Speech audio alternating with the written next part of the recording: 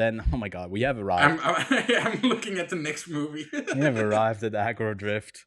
The movie that's already completely on X, on Twitter. If you, I think I've never looked it Like, up, but apparently well, someone filmed the entire thing in a. I didn't see the guy. like parts of it, yeah. Parts of it. But Okay.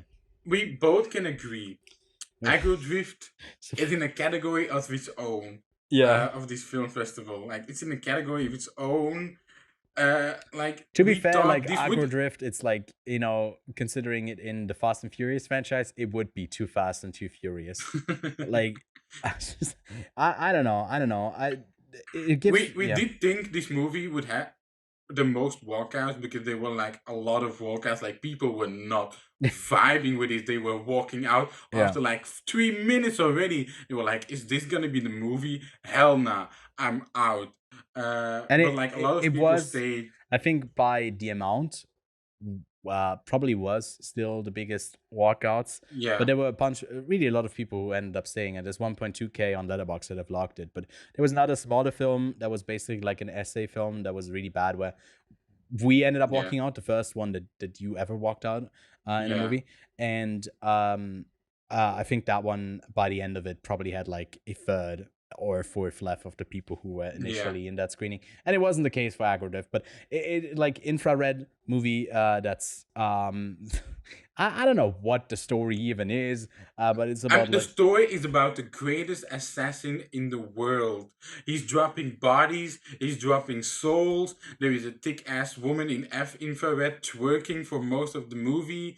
Sometimes you get, like, the movie mixes it with kind of like robotic, I don't know if it's AI, but like kind of like mechanical looking robot. You got a guy who's like trusting in underwear. It's a movie you have to see one time and then never again in your life, but you do have to experience it. It's I don't agree. It is it's an acid trip. Like, it like is. I thought it is. Like I thought like Gaspar Noé's climax, like that was the definition of an acid trip. Nah, this movie is the definition of an acid trip for me right at this moment. I feel like it is crazy. Like you die. You die if you watch this on any sort of drug, because it's like, it's also the way it was mixed. The whole like thing was like piercing in our ears, because it was clearly mixed too loudly for the theater, but they didn't adjust anything, and I guess it was ultimately intentioned to hurt you physically. Like, I had a ringing in my ears coming out of this showing. And my eyes were legitimately burning at one point.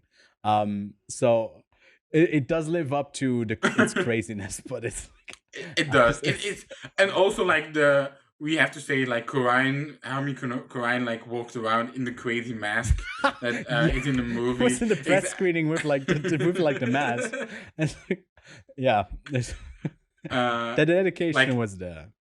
It lives up to its reputation, I will say that. Yeah. But the reputation is established so far, it lives up to it. So if you want to live that experience, go watch it. If not, I mean, it's a great, crazy movie.